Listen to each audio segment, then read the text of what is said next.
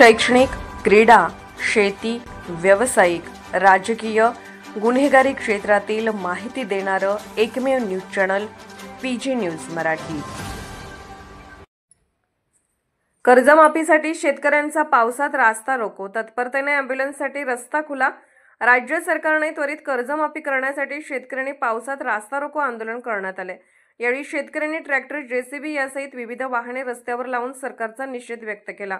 परंतु नागरिकांनाही त्रास होऊ नये यासाठी त्यांनी वेळेतच रस्ता मोकळा करून दिला। यावेळी अचानक एक अँब्युलन्स आली असता काही काळ आंदोलन स्थगित करून तरुणांनी अँब्युलन्ससाठी काही सेकंदात मार्ग मोकळा करून दिला। आम्हा कर्ज माफी द्या या मागणीवर सर्व शेतकरी ठाम होते। यावेळी विविध मान्यवरांचे भाषण झाले। मी सेनेचं काम केले, काँग्रेसमध्ये केले, राष्ट्रवादीचं केले, सगळं उकळून केलं। सगळे एका माळ्याची मणी आहेत, आवडायला निवडायला कोण नाही, शेतकऱ्याला खेळावते। मित्रांनो, साधं सोपं गणित आहे, का रस्ता रोको करावा लागला?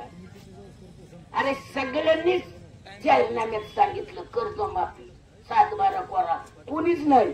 जे पडले, ज्यांचं सरकार नाही आलं त्यांच्या बी जाहीरनाम्यात होतं, भाजपच्या जाहीरनाम्यात होतं।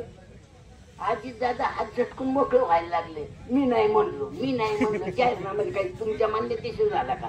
तिघांचा आहे ना महाविकास आघाडी, महायुती। मला काय म्हणायचं, साधं सोपं गणित आहे, आपल्याला कर्जमाफी मिळणार आहे। बच्चू भाऊ लढतोय, एकटाच लढतोय, सत्तेत असून शासनाच्या विरोधात बोलत होतोय मंत्री असताना, आणि म्हणून सगळ्यांनी एकी केली आणि बच्चू भाऊला पाडलं। बच्चू भाऊला जनतेने नाही पाडलं, ह्या सगळ्या नेत्यांनी मंत्र्यांनी मिळून त्याचा काटा काढलाय। तरी बिगर चप्पलचं फोड आले, 156 किलोमीटर चालले। अहो 50,000 लोक बरोबर होते। लोक गावाच्या गावात जेवण घालायचे, रस्त्यात मुक्काम करायचे। त्या सर्व प्रवाशांची मी दिलगिरी व्यक्त करतो, कारण संपूर्ण महाराष्ट्रामध्ये शेतकऱ्यांचे नेते आदरणीय बच्चूभाऊ कडू यांच्या नेतृत्वाखाली चक्का जाम आंदोलन हे सुरू आहे।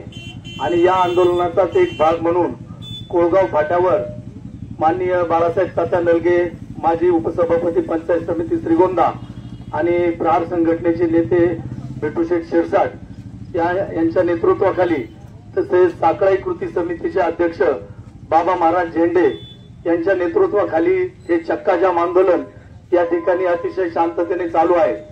खरं सांगायचं म्हणजे तुम्ही सगळे या ठिकाणी सुशिक्षित शेतकरी जमलेले आहात, आणि मला या ठिकाणी अशी विनंती करायची की पहा, तुम्हाला एक 11 वर्षाच्या अगोदर तुम्हाला आजचे जे मुख्यमंत्री आहेत आदरणीय देवेंद्रजी फडणवीस यांचा सोशल मीडियावर व्हिडिओ होता। तो व्हिडिओ काय होता की माझा शेतकरी आत्महत्या करतोय, आणि त्यावेळेच्या मुख्यमंत्र्यांवर आणि उपमुख्यमंत्र्यांवर सदोष मनुष्यवधाचे गुन्हे दाखल करा। का करा? तर धानाला बाजार नाही, कापसाला बाजार नाही, सोयाबीनला बाजार नाही, ऊसाला बाजार नाही, तुरीला बाजार नाही, हरभऱ्याला बाजार नाही, दुधाला बाजार नाही। या संदर्भामध्ये नागपूर ते मुंबई हा पाशा पटेल यांच्या नेतृत्वाखाली त्या ठिकाणी मोर्चा झाला, आणि त्या ठिकाणी तावातावाने विधानसभेमध्ये आजचे मुख्यमंत्री बोलत होते। परंतु आज जो 11-12 वर्ष होऊन गेले, त्यावेळी मका होती 2100-2200, आताही मका तीच आहे। पीजी न्यूज मराठी चॅनलला लाईक करा, शेअर करा आणि सबस्क्राईब करा।